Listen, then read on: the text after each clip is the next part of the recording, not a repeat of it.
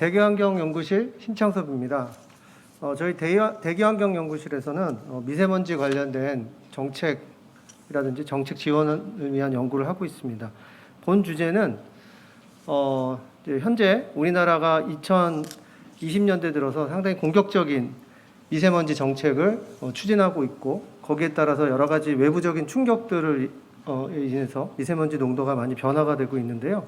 여기에 대해서 이제 팩트를 저희가 보고 변화하는 시대, 특히 이제 기후 위기라든지 기후 대응 시대에 우리가 어떤 정책을 가지고 미세먼지라든지 대기오염 물질에 대한 관리를 추진해 나가야 되는 것인가에 대한 좀 담론을 포함한 연구 결과를 배경으로 말씀을 드리는 시간을 갖도록 하겠습니다.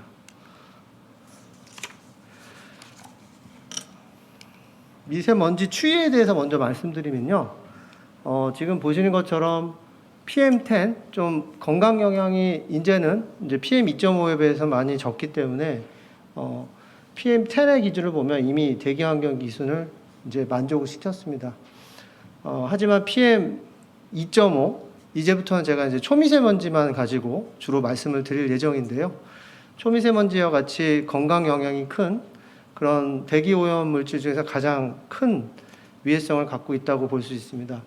대기환경 기준이 15인데요. 우리나라가 지금 급격히 개선을 하다가 2020년대 들어서 2010년대 들어서 다소 정체기를 겪었습니다. 조금 더 최근 자료를 보시면은 2015년에서 19년 정도까지는 다소 25 내외에서 이제 왔다 갔다 하다가 2020년을 기준으로 급격히 개선이 돼서 작년에 2021년에 18 마이크로그램 퍼 큐빅미터, 대기환경 기준이 15인데요. 여기까지 내려와서 상당히 근접해 가고 있는 상황입니다.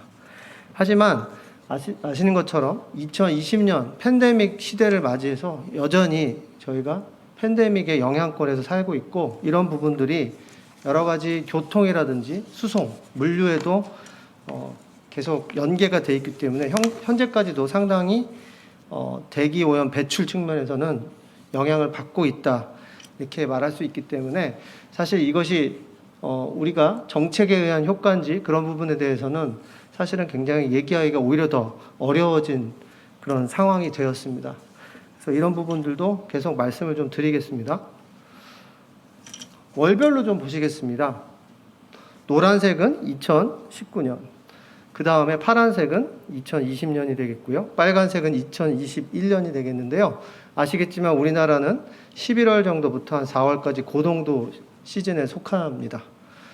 아무래도 그 대륙의 영향이라든지 여러 가지 그 기류의 영향에 의한 그런 영향이 큰데요. 보시는 것처럼 고농도 시즌에서도 2019년 코로나 이전에 45까지 올라갔던 3월달 초미세먼지 농도가 3월달에 중국과 한국에서 동시에 사회적 거리두기와 락다운에 들어간 경험이 있습니다. 이때 40% 이상 급락하는 그런 현상을 보여줘서 이런 것들이 얼마나 우리의 그 생활 환경, 교통, 이런 인간의 활동에 의해서 얼마나 이제 영향을 받는지를 반증하는 그런 계기가 됐고요.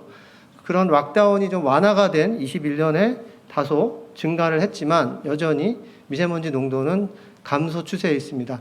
이것은 전국 지도를 보더라도 거의 모든 지자체가 빠짐없이 매년 초미세먼지 농도가 감소를 했습니다. 하지만 여기에서 제가 말씀드렸듯이 여전히 팬데믹의 영향권에 있고, 또 다음 그림처럼 중국의 개선도 상당히 괄목했습니다.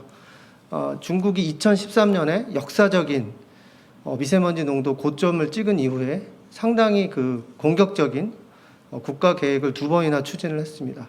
그동안 지금 뭐 학술적으로도 봐도 2013년 고점 대비 한 50% 가까이 초미세먼지가 저감이 됐다, 이렇게 연구 결과도 발표를 하고 있고요. 이거는 얼마 전에 나사가 공유해준 위성 사진이 되겠습니다. 2005년에 비해서 2021년에 미세먼지 대기오염 물질의 전구 물질이라고 할 수 있는 이산화황의 농도가 이렇게 급격히 감소를 했습니다.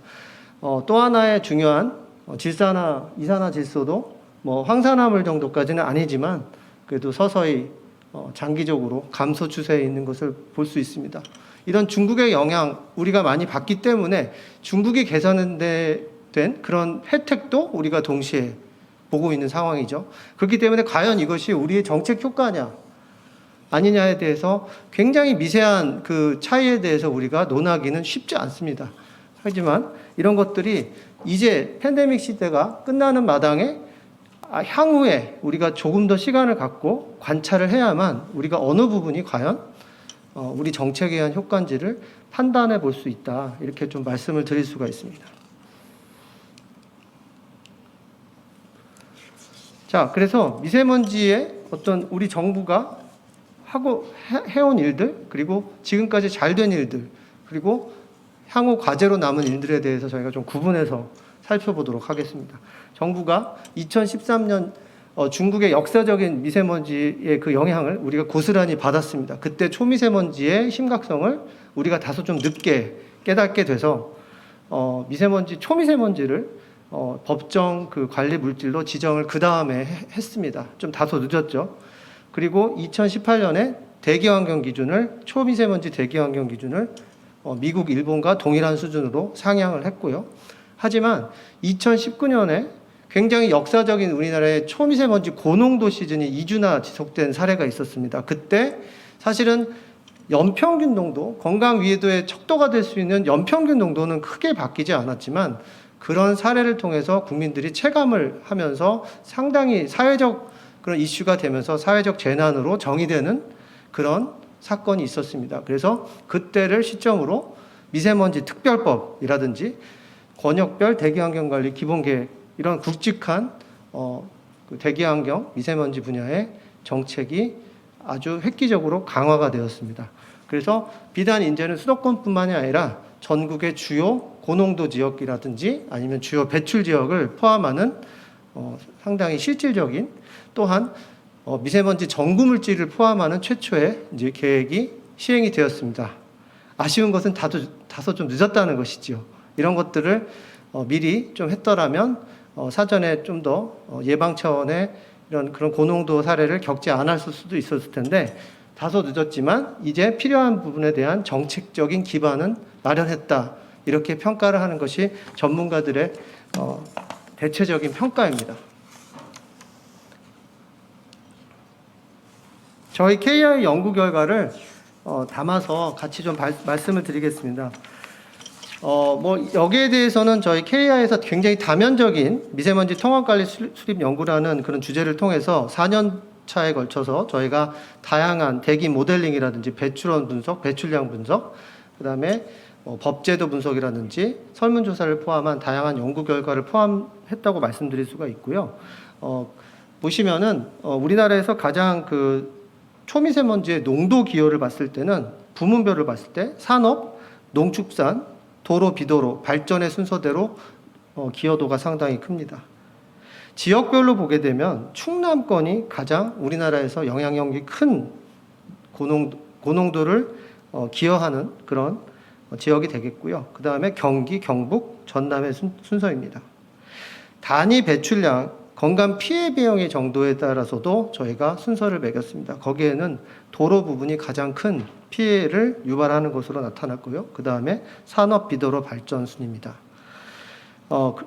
저희 현재 미세먼지 관련된 정책의 다수가 도로와 관련된 수송과 관련된 정책이라는 점을 봤을 때 건강 피해 비용의 정도를 따졌을 때는 상당히 합리적인 정책이다 이렇게 판단을 할 수가 있었습니다. 그리고 지역 간의 이슈도 이제는 많은 정보들이 나오기 때문에 민감한 이슈가 되었습니다. 그래서 충남과 경기의 영향력이 상당히 크다고 볼 수 있고요. 그 다음에 강원과 충북 지역은 우리나라에서 초미세먼지의 대표적인 피해 지역입니다. 이런 부분들도 어떤 지역 간의 환경 정의라든지 갈등, 거버넌스 이슈가 앞으로 미세하게 작용할 수 있고 해결돼야 될 장기적으로 봤을 때 해결해야 될 이슈라고 할 수 있습니다. 하지만 우리가 잘 아직 모르고 해결돼야 되는 부분도 많습니다. 아직도 대기환경 기준이 만족하지 않았고요.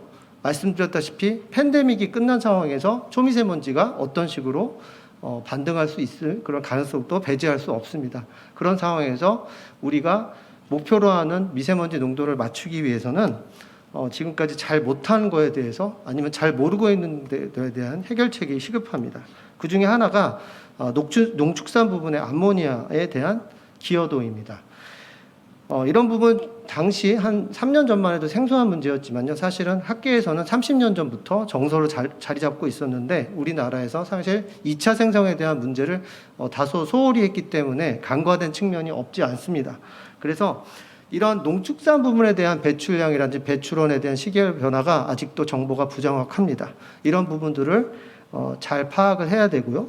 동시에 이런 부분에 대한 현재 이런 부분들이 농축산, 축사를 갖고 있는 농가의 어떤 그 관련된 문제이기 때문에 사실은 실질적인 수단이 없는 상황입니다. 그래서 이런 부분에 대한 국가의 관심과 정책 수단을 발굴하는 것도 상당히 중요한 사항이 되겠습니다. 또 하나는 휘발성 유기 화합물입니다. 이것도 역시 2차 생성에 의한 물질들인데요. 물질의 종류가 37가지나 되고요. 그 다음에 굴뚝이라든지 이런 점 오염뿐만이 아니라 여러 가지 산업 공정이라든지 수송 측면에서 누출이 되는 경우가 상당히 많습니다. 그래서 배출원 관리 측면에서 상당히 애로사항이 많습니다. 이런 부분은 선진국에서도 상당히 쉽지 않다고 얘기하고 있는데요. 그럼에도 불구하고 좁은 국토에서 여러 가지 배출원을 갖고 있는 우리나라 상황에서는 상당히 관리에 초점을 맞추어야 되는 숙제를 갖고 있습니다. 그래서 이런 부분들이 향후에 굉장히 중요한 해결 과제라고 볼 수 있습니다. 저희는 건강 피해 측면에서도 연구를 수행했는데요. 우리나라 농도가 한 25 정도 되기 때문에 저희가 국내 환경 기준은 모두 다 거의 넘습니다. 그래서 고농도 지역을 판단하기 위해서 저희가 WHO의 잠정 목표 2라는 25 연평균 농도 25 마이크로그램을 기준으로 해서 그것보다 높은 지역을 고농도 지역으로 디파인을 하고 저희가 고농도 지역과 그 지역에 노출되는 인구 수를 저희가 계산을 했습니다. 거기에 18세 이하, 65세 이상의 민간 계층군의 인구 수도 계산을 했습니다. 그런 결과 저희가 보시면은 고농도의 이제 2019년 기준이죠. 팬데믹 이전을 저희가 기준을 했고요. 고농도 노출 인구의 총합은 전체 인구의 한 33% 정도 됐고요. 18세 이하 65세 이상의 민간 계층군은 전체 인구의 약 10% 정도 됐습니다. 네, 보시는 것처럼 이 색깔로 나타난 지역이 민간 계층군이 고농도에 많이 노출된 지역이라고 보시면 되겠고요. 우리가 이제 간단하게 생각하기에는 수도권의 인구가 많기 때문에 이 지역이 가장 노출도 많이 됐을 거라고 생각하지만은 보시는 것처럼 충청북도 청주라든지 충청남도 천안, 전라북도 전주도 관심이 있어야 되는 지역이라고 판단할 수 있습니다. 자, 그래서 저희가 노출 농도라는 측면에서 봤을 때는 서울, 경기뿐만 아니라 충북, 전북 이런 지자체도 관심을 가져야 되고요. 농도 기여 측면 말씀드렸습니다. 거기에서 충남, 경기, 경북, 정남 기여도 순과 노출 수준에 대한 위해성 측면에서도 우리가 동시에 지자체의 우선순위, 중요도 살펴야 되는 상황이 되었습니다. 설문조사 결과를 좀 말씀드리면요. 미세먼지에 관련된 여러 가지 스테이크홀더들이 있습니다. 일반 국민, 전문가, 지자체 공무원, 그 다음에 중대형 사업장에 대해서 저희가 지난 4년 동안 조사를 했습니다. 당연히 아직까지도 일반 국민들은 미세먼지가 실제보다 더 나쁘다고 여기고 있었습니다. 왜냐하면 고농도에 대한 체감을 많이 하기 때문입니다. 그리고 거기에 대해서도 중국의 영향이 압도적으로 크다 이렇게 응답을 많이 하고 있습니다. 그것은 말씀드린 것처럼 고농도에 대한 인식이 굉장히 강하다는 것을 반증하고 있고요. 그 다음에 우리가 권역별 시대에 지자체에서 이제 대기 관리를 하는 그런 입장에서 대부분의 기초지자체들은 아직까지 거버넌스를 이룩하기 위한 여러 가지 위원회라든지 예산, 제도라는 것들이 잘 갖춰지지 않았다라고 대답을 해서 이런 부분들도 향후 실질적 이행을 위한 숙제라고 볼 수 있습니다. 배출 사업장들은 좀 역설적으로 저희가 신생된 여러 가지 미세먼지 특별법, 그 다음에 환경오염시설의 통합관리에 대한 법, 통합법이라고 할 수 있고요. 권역법이 신설되었지만 오히려 이런 부분들이 어떤 그 법령들을 어떻게 지켜야 되는 거에 대한 혼선을 가져다 주었기 때문에 상당히 법 제도에 대한 이해가 어려워졌고, 이런 부분에 대한 국가적인 지원이 필요하다라고 대부분들을 응답을 하였습니다. 그래서 이런 부분들은 오히려 법 제도가 간소화되고 일원화될 필요가 있다, 이런 부분을 반증하고 있다고 보시면 되겠습니다. 미세먼지뿐만이 아니라 지금 저희가 대기 환경적으로 위협받고 있는 부분은 오존입니다. 지금 우리나라는 동아시아는요 전반적으로 수십 년간 오존 농도가 지속적으로 상승 일로에 있습니다. 지금 이 부분이 60이 넘어가면 역치가 있습니다, 오존은. 그래서 건강 영향에 임팩트가 있고요. 거기에 대한 부분은 마스크로서도 막을 수 없는 부분이 있습니다. 오존은 기체상 물질이기 때문에 그렇습니다. 그래서 이런 부분들은 향후 우리의 건강을 위협할 수 있는 요소가 되겠습니다. 지금 보시는 것처럼 90년대에 비해서 2020년도 우리나라 관측 기반 오존 농도 분포는 지속적으로 상승하고 있고요. 이런 부분들은 동아시아의 공통적인 지금 위기라고 할 수 있고, 그 핵심은 VOC 저감이 안 되고 있기 때문입니다. 그래서 이런 또 도전적인 문제, 또 하나는 기후위기 시대에 오존의 형성이 여러 가지 전구물질들이 화학 반응 속도론적으로 봤을 때 기온이 올라가면 화학 반응 속도가 빨라집니다. 이런 부분들은 오존의 생성을 촉진을 하게 되겠고요. 캘리포니아의 산불, 우리가 겪었던 얼마 전에 울진 강원 지역의 산불들이 기후변화로 인해서 이런 강수 패턴의 변화로 산불 재난이 대기 재난으로 이어질 수 있는 그런 찬스가 도래했습니다. 그래서 이런 부분들도 앞으로 우리가 예상하지 못했던 위험이기 때문에 여러 가지 산림청뿐만이 아니라 이런 환경부, 대기, 그다음에 기상, 이런 부분들이 같이 연계해서 해결해야만 이런 부분들을 사전에 대응할 수 있는 그런 상황이 됐다고 말씀드릴 수가 있습니다. 그리고 저희가 탄소 중립 시대에 여러 가지 그 기준들이 강화가 돼서 초미세먼지 기준도 이제 매우 공격적으로 높아진 상태입니다. 5마이크로그램까지 떨어졌습니다. 그래서 이런 부분들이 향후 우리가 대기질을 지금처럼 유지하더라도 그 세계적인 기준과는 격차가 점점 벌어지고 있기 때문에 이런 부분들도 계속 우리가 저감하기 위해서 선제적으로 정책들을 준비할 필요가 있습니다. 그래서 무엇이 필요한 것인가에 대해서 제가 간단하게, 시간이 얼마 안 남아서 말씀드리겠습니다. 제가 말씀드린 지금까지 잘 해오지 못한 암모니아라든지 VOC 부분을 우리가 더욱 저감해야만 우리가 목표로 할 수 있는 미세먼지를 달성할 수 있는 숙제가 있습니다. 이런 부분들이 제1차 미세먼지 관리 종합계획을 달성할 수 있는 키가 되겠다고 말씀을 드릴 수가 있고요. 그 다음에 지역 차원에서도 제가 말씀드린 위해성 관점에서의 노출 인구도 같이 살펴봐야 되고, 그런 차원에서 현재 고령화 이런 부분들도 상당히 같은 농도라도 고령화가 지속됐을 때 조기 사망률이 올라가는 부분도 반드시 고려가 돼야 됩니다. 그래서 이런 부분들이 권역에, 지금 현재 지정된 권역에 합당한지 추가할 필요가 있는지에 대한 고민도 필요합니다.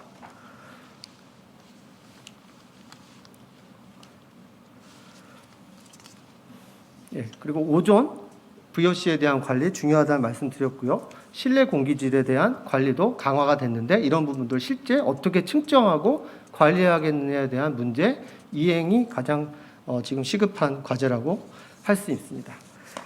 마지막으로 법제도에 대한 그 제안을 좀 말씀드리면요. 저희가 연구를 봤을 때 여러 가지 그 제도가 강화됐지만 한편으로는 좀 혼선을 가져주는 그런 결과가 좀 있었습니다. 그래서 이런 미세먼지 특별법, 권역별, 대기환경보전법이라든지 통합법 간의 구분을 좀 명확하게 할 필요가 있습니다. 예를 들어서 미세먼지 특별법은 고농도라든지 계절관리제에 초점을 맞추는 것이 더 바람직할 것 같고요. 권역법은 총량제 차원에서 지자체의 저감이라든지 감시를 목표로 하는 그런 차원에서 좀 정리되고 일원화될 필요가 있다고 보겠습니다. 그리고 지역의 포괄성이라는 원칙도 제가 말씀드릴 수 있겠는데요. 말씀드렸듯이 지역 간의 이슈, 지역에 노출되는 인구들을 저희가 살펴보면서 권역의 확대 지정이라든지 그런 부분에 대한 고민이 필요합니다. 그 다음에 대상물질의 포함, 제가 말씀드렸죠. 오존이라는 부분까지 확대해서 VOC까지 확대해서 지금 관리돼야 되는 숙제가 있습니다. 그래서 지금 미세먼지 특별위원회에서도 이런 전구 물질들을 모두 포괄적으로 검토하면서 진행하는 것이 좀 바람직할 수 있겠다, 이런 말씀을 드립니다. 그리고 권역법에서도 지자체에 대해서 관리 권한을 환경부 장관이 위임했지만 여기에 대한 평가에 따라서 어떤 인센티브라든지 어떤 제재를 통한 어떤 구속력이 없습니다. 그래서 이런 부분들도 실효성 있게 좀 더 인센티브를 강화하는 실질적인 차원에서의 어떤 제도의 발전이 좀 필요하다, 이렇게 말씀드리겠습니다. 제 발표는 여기까지 하도록 하겠습니다. 감사합니다. 네, 안녕하십니까. 저는 한국대기환경학회 회장을 맡고 있는 경북대학교 사회환경공학부 김조정 교수입니다. 오늘 여기 이제 KI 대기환경연구실의 심창석 박사님이 발표해 주신 국내 미세먼지는 개선되었는가, 그리고 정책 목표 달성을 위한 방향은 어떠한가, 이러한 부분을 말씀해 주셨는데, 첫 번째로 이제 국내외 미세먼지 추이에 대해서 정확하게 좀 잘 말씀을 해주신 것 같고요. 두 번째, 현재 미세먼지 정책과 이슈, 그리고 세 번째, 현재 대기오염의 잠재 리스크, 이제 오존이 발생되는 문제라든가, 또 앞으로 향후 무엇이 필요한가, 이런 이 정책 제안, 이런 것들을 이제 말씀해 주셨는데, 좀 요약을 해보면 시간이 많이 없기 때문에 간단하게 말씀드리겠습니다. 첫째로 이제 지금까지 미세먼지가 왜 발생되는지, 발생 원인에 대해서 여러 가지 이제 말도 많았고 그랬습니다. 그래서 지난번에 이제 나사하고 우리 한국하고 이제 공동 연구를 통해서 이제 외국에서 들어오는 그런 먼지가 다가 아니다라는 것이 이제 밝혀졌고, 그래서 이제 국내에서 발생되는 것도 상당히 중요하다는 것이 이제 이야기됐습니다.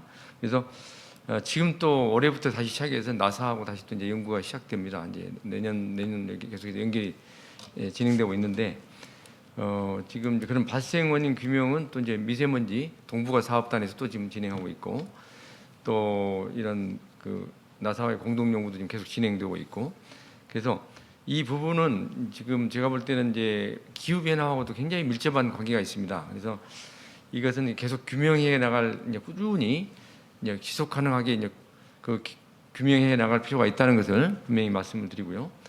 두 번째로 이제 우리나라에 이제 캡스라고 해서 이제 국가 배출량을 이제 인벤토리를 계속적으로 내는 그런 국립환경과학원에서 하고 있는데요.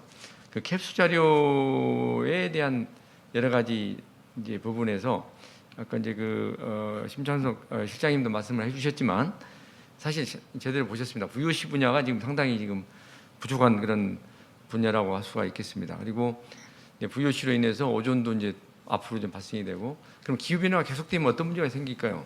에너지가 전환되겠죠. 그러면서 이제 모든 것이 다 그냥 모든 미세먼지, 모든 오염 문제는 다 해결이 될 것처럼 생각이 되지만, 사실은 이제 이렇게 남는 것들은 이제 VOC 문제라든가 이런 햅스 중에서도 VOC 문제, 이런 것들이 이제 앞으로 남는 문제가 될 것 같고, 그로 인한 오존 문제, 오존도 이제 기후 변화 가스죠.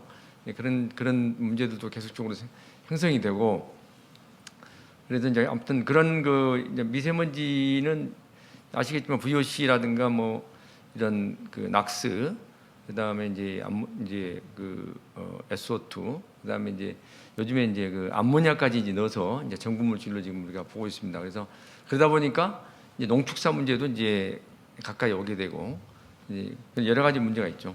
그래서 지금 이제 제가 보기에는 이제 지금 해야 될 일은 과연 이런 측정 분석 자료가 정확한가, 이 자료에 신뢰성이 있는가, 이런 것들에 대해서 이제 우리가 좀 검증할 필요가 있을 것 같고요. 그리고 이런 또 지금 현재 CO2라든가 이런 것들은 이제 기후 변화 가스인데, 이제 그런 것들은 현재 지금 이제 미국에서는 오염 물질로 다루고 있는데 우리는 이제 아직 지금 그걸 다루지 못하고 있습니다. 그래서 그러다 보니까 굴뚝에서 나오는, 산업체에서 나오는 이산화탄소 이런 것들도 TMS라고 하는 그런 원격 시스템으로 이제 측정을 못 하고 있습니다. 그래서 앞으로는 이러한 것들도 이제 CO2도 그런 것, 거기에 이제 좀 모니터링 TMS에 집어넣어서 이렇게 관리할 수 있도록 해주고, 그다음에 PM2.5 초미세먼지, 이것도 우리 굴뚝이나 이런 데서 측정을 못 하고 있습니다.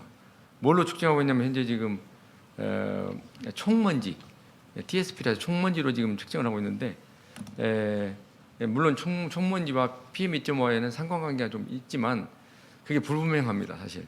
그래서 앞으로는 이것도 PM2.5도 직접, CO2도 직접 굴뚝에서 측정하는 그런 시스템들을 우리도 선진국처럼 갖춰야 되지 않겠는가 하는 생각이 듭니다. 다시 아까 VOC 문제로 돌아가서 이 WHO에서 다른 부분들은 다 이제 뭐 있는데 중요한 게 이제 WHO에서 현재 연평균 10에서 5로 지금 하향 조정을 했습니다. 그것이 이제 주는 이제 의미가 굉장히 큰 게 굉장히 어려워요. 5마이크론으로 낮춘다는 것이 굉장히 치기 어려운 문제입니다. 왜냐하면 지금 VOC는 두 가지로 나눠져 있습니다. 인위적인 VOC와 자연적인 VOC.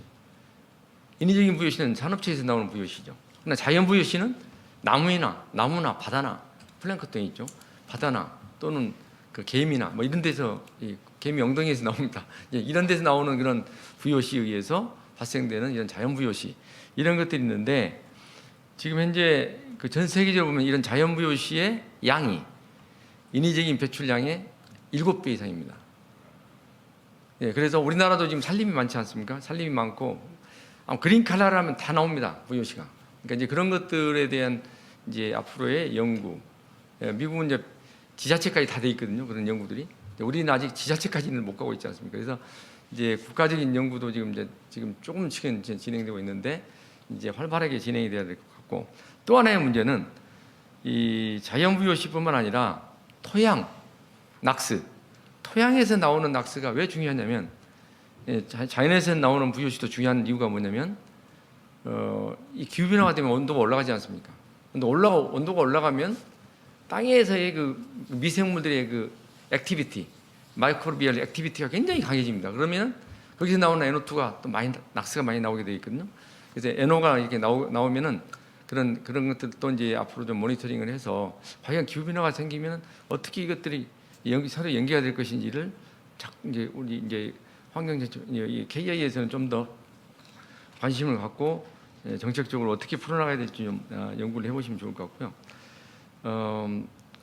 그리고 또 하나의 그 가장 큰 문제 중에 하나는 또 아까 건강영향 평가를 말씀해 주셨는데 아주 좋은 지적이라고 생각합니다. 왜냐하면 여러분들이 미국 스모키 마운틴에 가보시면 블루 헤이지라는 게 있어요. 그래서 블루 헤이지라고 하는 게 1마이크론 이하의 아주 초미세먼지입니다. 초미세먼지.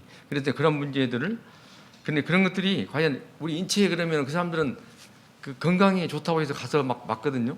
그러면 그렇게 발생되는 그런 블루 헤이지나 이런 것들은 건강이 좋은가? 이런 것부터 시작해서 만약에 5마이크론을 맞추려면 불가능합니다. 이 문제를 해결하지 않고서는. 왜요? 이렇게 가끔 산에 보시면 블루 헤이지 있습니다. 조금씩은. 그런 문제를 해결하지 않고서는 5마이크론 자연에서 나오는 걸 어떻게 우리가 컨트롤할 수 있습니까? 그러니까 그런 건강 영향 평가까지도 연결이 돼서 기후 변화와 같이 연계해서 이것들이 연구가 돼야지 앞으로 이런 문제도 해결할 수 있을 거다.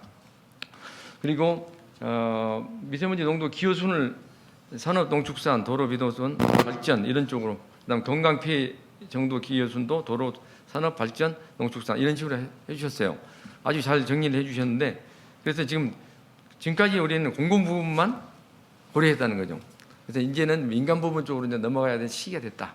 이것을 좀 다시 한번 말씀드리고요. 그리고 이제 규제 관련 법령 제도가 이제 혼재한다. 이 말씀도 아주 동의합니다. 그래서 이제 기업들이 굉장히 어려워하고 있어요. 그래서 이런 특히 이제 미특법, 통합법 여러 가지가 있는데 특히 이제 통합관리제도 여기에서 이 핵심은 뭐냐면 어떻게 하면 산업체와 정부가 이제 커뮤니케이션 이게 이제 원래 나온 법이 이제 독일에서 나왔거든요. 그래서 이 커뮤니케이션을 어떻게 잘하느냐가 이게 핵심이에요, 사실은요.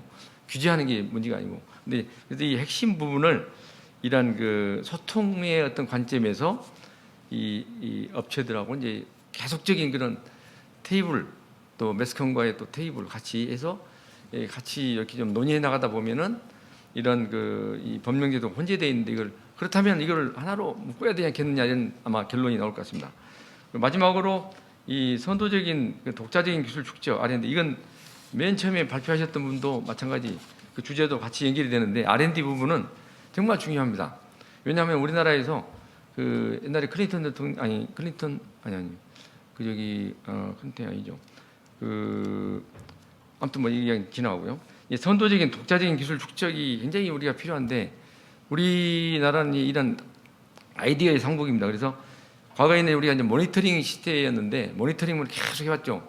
환경 측정하고 모니터링하고 그러는데 지금은 엔드 오브 파이프 그 EOP 기술을 적용해야 되는 시기입니다. 그래서 이 모니터링 시대와 EOP 시대가 IoT와 같이 만나서 이제 접목해서 나가야 되는 시대이기 때문에 이런 R&D를 역시 기후 변화와 같이 연계해서 미세먼지도 같이 연계해서 앞으로 많은 그런 연구들이 진행되지 않으면 안 되겠다. 그리고 마지막으로 이제 부처 간의 협력 이것은 굉장히 중요하다는 것을 다시 한번 강조를 드립니다. 실내 공기질 정책 과제 부분에 대해서 상당히 이제 많은 분들이 이제 그 사실 개인 노출이 가장 심한 부분이 이제 실내 아니겠습니까? 실내. 그래서 이런 부분에서도 특히 이제 그 외국 사람들이 보면 우리나라에서 보면은 가장 놀라운 것이 지하철이라고 이야기하더라고요. 지하철 같은 경우는 또 1,000만 명 이상이 뭐 하루에 또 사용한다고 하고 전체적으로. 그래서 그 이게 지금 현재 옛날에 이런 스크린도어를 해서 일단 스크린도어 오랫동안 이제 하자 해가지고 이제 우리가 이게 이제 실행을 옮겨서 이제 많은 분들이 이제 혜택을 받고 있는데 그 외에도 이제 이런 지하철에서의 공기질 뭐 이런 부분에서 좀 모니터링도 조금씩 지금 시작하고 있습니다. 그래서 앞으로 이제 해야 될 부분은 이제 에너지를 또 많이 소모하는 부분이거든요. 이 부분이. 그래서 왜냐하면 환기를 워낙 많이 하다 보니까 환기 에너지가 엄청납니다. 그래서 그런 에너지를 또 한 50% 좀 줄이고 하려면 우리가 잘 가지고 있는 AI 기술, 인공지능형 기술이라든가 이런 IoT 기술을 이용해서 이런 것들도 우리 전 세계 최초로 한번 우리도 그 지하철을 한번 좀 인공지능형 공기질 개선을 해서 미세먼지, 초미세먼지 개선을 해서 하게 된다면 아마 전 세계적으로 가장 최초로 뭐 이런 것들을 하는 그런 나라가 되지 않을까 생각이 됩니다. 그리고 마지막으로 참 라돈 문제도 반드시 꼭 좀 그 깊이 있게 다뤄주시면 감사하겠습니다. 감사합니다.